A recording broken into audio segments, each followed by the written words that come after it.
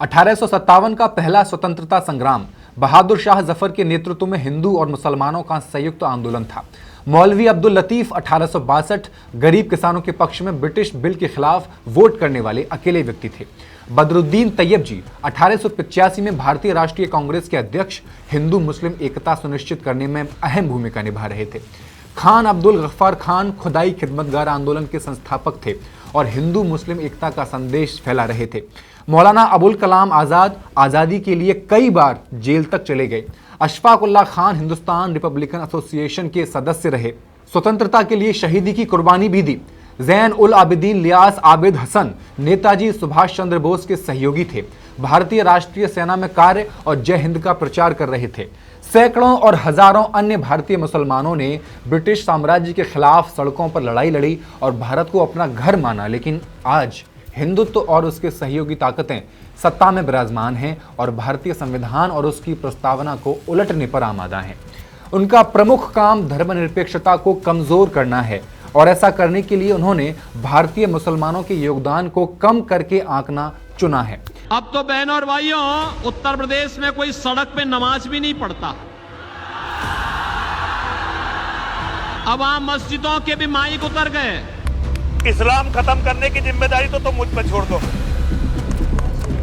इस्लाम की तो नींव मोहम्मद और कुरान है, उस पे तो ऐसा पलीता लगा दिया है कि इस्लाम को तो मुसलमान भी खत्म करेंगे। क्या आपकी मेहनत की कमाई का पैसा घुसपैठियों को दिया जाएगा? पिछले 11 सालों में ऐसी कई घटनाएं हुई हैं जो सोचने पर मजबूर करती हैं, क्या मुसलमान इस देश का नागरिक माना जा रहा है? अगर हां, तो कैसे एक कैफे में बैठे 20 साल के सुलेमान की पीट पीट कर हत्या कर दी जाती है, लिंचिंग कर दी जाती है? सुलेमान की हत्या करने वालों का संभाजी भिड़े से क्या संबंध है? कौन है संभाजी भिड़े जो लाल किले पर तिरंगे की जगह भगवा देखना चाहते हैं? संभाजी भिड़े कौन सा संगठन खड़ा कर रहे हैं जो महाराष्ट्र से निकलकर पूरे भारत में मुसलमानों के खिलाफ दहशत फैला रहा है? आखिर क्यों बड़े बड़े नेता, मंत्री, मुख्यमंत्री और खुद नरेंद्र मोदी मंच से खड़े होकर संभाजी भिड़े को समर्थन देते हैं? फैक्ट्स एंड फिगर्स के इस एपिसोड में आई विल एक्सप्लेन।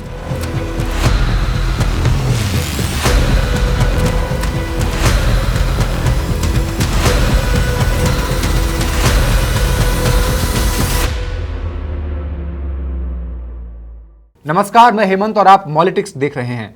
संभाजी भिड़े जो 85 बरस के हैं और हिंदुत्व की तंजीम शिव प्रतिष्ठान हिंदुस्तान चलाते हैं, उनका हुक्म ही मानो फरमान बन जाता है। हर 15 अगस्त को तिरंगे को हटाकर भगवा लहराने की उनकी जिद और उनके अनुयायी उसी जिद पर मार्च निकालने को तैयार रहते हैं।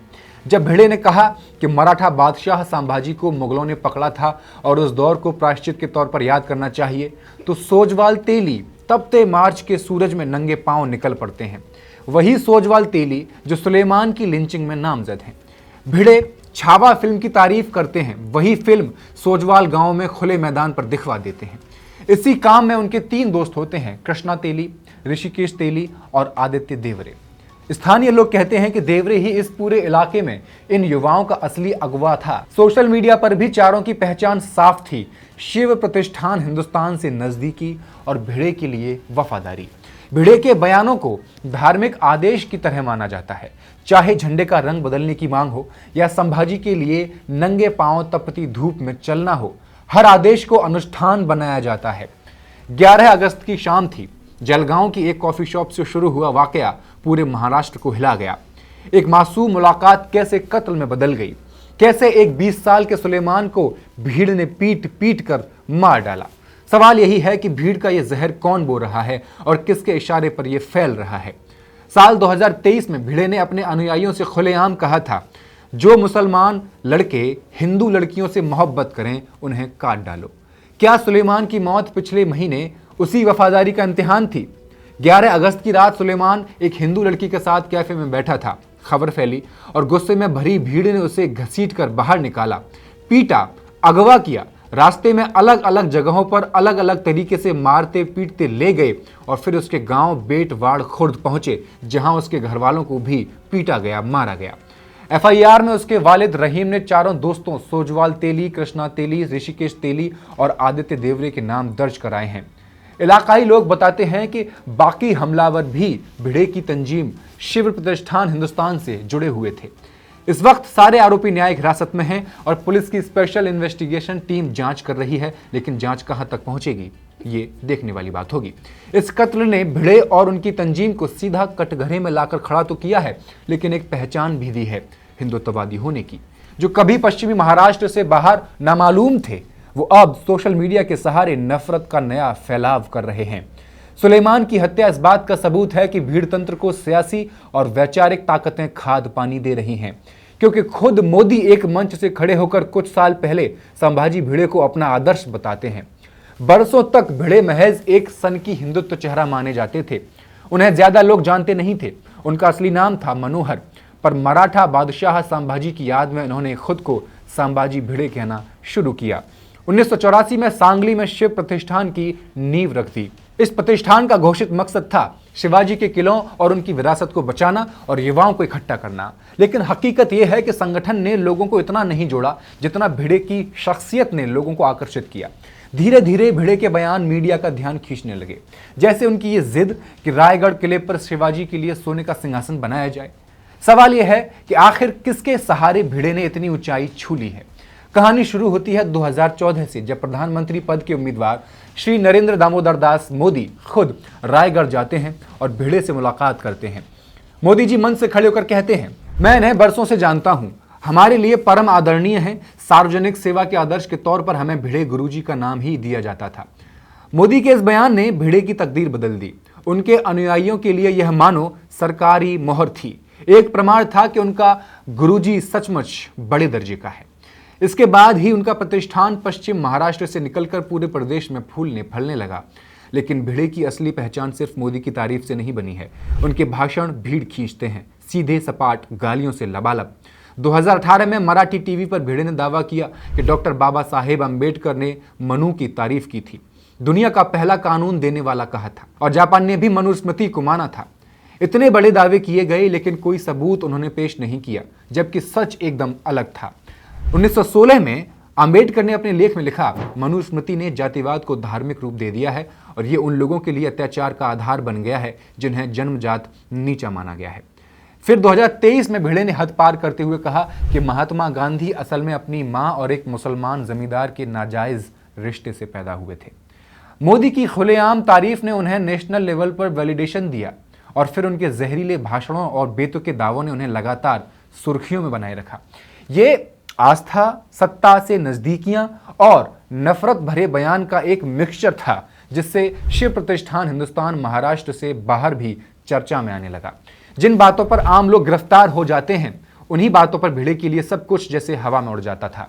सवाल यह है, आखिर कौन सी ताकत है जो उन्हें हर इल्जाम से बचा लेती है? और क्या ही सवाल है ये, इसका जवाब मैं जानता हूं, आप भी जानते होंगे। गांधी पर बेहुदा बयान देने के बाद थाने पुलिस ने भिड़े के खिलाफ केस दर्ज तो किया, लेकिन नतीजा कार्रवाई जीरो। असल में भिड़े के लिए यही पैटर्न है, पहले विवाद फिर शिकायत, लेकिन नतीजा शून्य, कार्रवाई जीरो। बड़े बड़े नेता, मंत्री, विधायक और सांसद हर मंच पर उनके साथ खड़े दिखते हैं। डिप्टी सीएम एकनाथ शिंदे से लेकर 2024 में सांगली में उनसे मिलने गए तत्कालीन मुख्यमंत्री देवेंद्र फडणवीस तक हर बड़ा नाम भिड़े के सामने झुकता हुआ नजर आता है। हालांकि भिड़े के अपने लोग भी मानते हैं कि उनकी पॉलिटिक्स सीधी रेखा पर नहीं चलती। जामनेर की एक पहाड़ी पर बना सोनबर्डी टूरिस्ट स्पॉट दूर से किसी एक आम पार्क जैसा दिखता है, लेकिन भीतर जाते ही सब कुछ साफ हो जाता है। ये महज एक घूमने फिरने की जगह नहीं, बल्कि भिड़े के संगठन की विचारधारा का गढ़ है। शिव मंदिर, स्विमिंग पूल, कृत्रिम झील, हरियाली और ट्रैक, सब कुछ नया नवेला है, मगर असली संदेश मंदिर के गेट पर है, जहां तिरंगे की जगह भगवा फहरा रहा है। यह वही मांग है जिस पर भिड़े की शिव प्रतिष्ठान बरसों से अड़ी रही। भारत का झंडा भगवा होना चाहिए। जामनेर में संगठन की शुरुआत महज 4 साल पहले हुई थी और इसका तेज फैलाव कराया था आदित्य देवरे ने। वही देवरे जो आज पठान की लिंचिंग के इल्जाम में जेल में हैं। स्थानीय कार्यकर्ताओं के लिए पिछले 4 साल एक तरह की दीवानगी की तरह रहे हैं। जलगांव के जिला प्रमुख विशाल कासर बताते हैं, गुरुजी ने हमारे लिए पूरे साल का कैलेंडर तय किया हुआ है। इस कैलेंडर में 6 बड़े इवेंट शामिल हैं। शिवाजी के किलों की फतेह को दोहराने वाली सालाना ट्रेकिंग, जिसका समापन भिड़े के भाषण से होता है। 10,000 युवाओं के लिए 3 दिन का रेजिडेंशियल कोर्स, जहां उन्हें हिंदुत्व और इतिहास का असल वर्जन पढ़ाया जाता है। मराठा सम्राट संभाजी की कैद को याद करने के लिए 1 महीने का मातम और प्रायश्चित। पंढरपुर वारी में शिरकत की जाती है, जिसे तिरंगे की जगह भगवा झंडा लहराने की मांग से जोड़ा जाता है। नवरात्र के 9 दिन और हर दिन औरतों की मॉर्निंग रन। इस सख्त सालाना कैलेंडर का मतलब है संगठन का हर कार्यकर्ता हर वक्त व्यस्त रहे, भिड़े की तालीम से जुड़ा रहे। लेकिन यहां से बात और आगे जाती है। देवरे की अगुवाई वाली टीम खुद को गौरक्षक और धर्मरक्षक भी मानने लगी है। एक अनुयायी ने नाम छुपाने की शर्त पर दी वायर को बताया कि आदि भाऊ ने अकेले दम पर जामनेर के हाईवे पर गाय और गौमांस की हर सप्लाई रोक दी।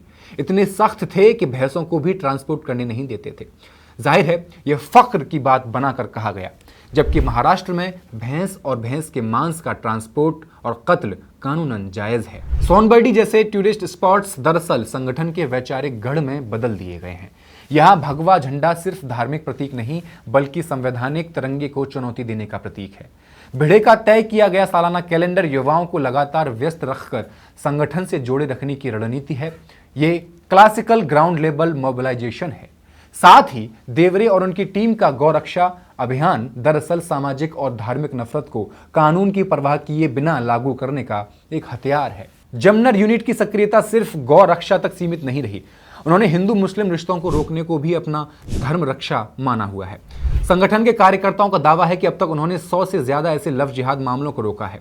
इसी सोच के साथ वो 11 अगस्त की सुबह ब्रांड कैफे पहुंचे थे। उन्हें लगा कि यह भी एक रूटीन केस होगा, लेकिन इस बार अंजाम कुछ और ही निकला। पठान की हत्या कर दी गई। ऐसी घटनाओं के बीच सोशल मीडिया ने इस संगठन को नई ताकत दी। इंस्टाग्राम जैसे प्लेटफॉर्म जमनर के नौजवानों तक तेजी से पहुंचने का जरिया बने। भिड़े का सादा पहनावा, फटे कुर्ते धोती, टोपी, बिखड़ी दाढ़ी, मूछें और नंगे पांव चलने की आदत, जो कभी पुराने ढंग का माना जाता था, अब इंस्टाग्राम पोस्ट पर आइकॉनिक और ग्लैमरस बना दिया गया है। उनके अनुयायियों ने इन तस्वीरों और वीडियोस को शेयर कर गुरुजी की अलग पहचान को बढ़ावा देना शुरू कर दिया है। भिड़े की शिव प्रतिष्ठान हिंदुस्तान की सोशल मीडिया उपस्थिति भी कम नहीं है। कुल 53 अलग अलग इंस्टाग्राम अकाउंट्स हैं। ये पेज सीधे मुसलमानों के खिलाफ नफरत फैलाने, हिंसा भड़काने और नए अभियान चलाने में जुटे हुए हैं। पठान की लिंचिंग के तुरंत बाद संगठन ने लव जिहाद के खिलाफ साइलेंट मोर्चा निकाला। लोग हाथों में प्ले कार्ड और बैनर लिए खड़े हुए थे। इंस्टाग्राम पर पोस्ट किए गए कंटेंट में पठान को बलात्कारी और जिहादी कहा गया। उसकी हत्या का औचित्य सिद्ध करने की कोशिश की गई। साथ ही मुसलमानों के खिलाफ आर्थिक बहिष्कार की छिपी हुई अपील भी दिखाई गई। एक ग्राफिक पोस्ट में भिड़े का सपना दिखाया गया। दिल्ली के लाल किले पर भगवा झंडा फहरा रहा है। जामनेर यूनिट के अधिकांश सदस्य स्पष्ट थे, ये घटना हमें रोक नहीं सकती। आपका क्या विचार है इस स्टोरी पर, हमें कमेंट सेक्शन में लिखकर जरूर बताएं और मॉलिटिक्स को सब्सक्राइब कर दें। धन्यवाद।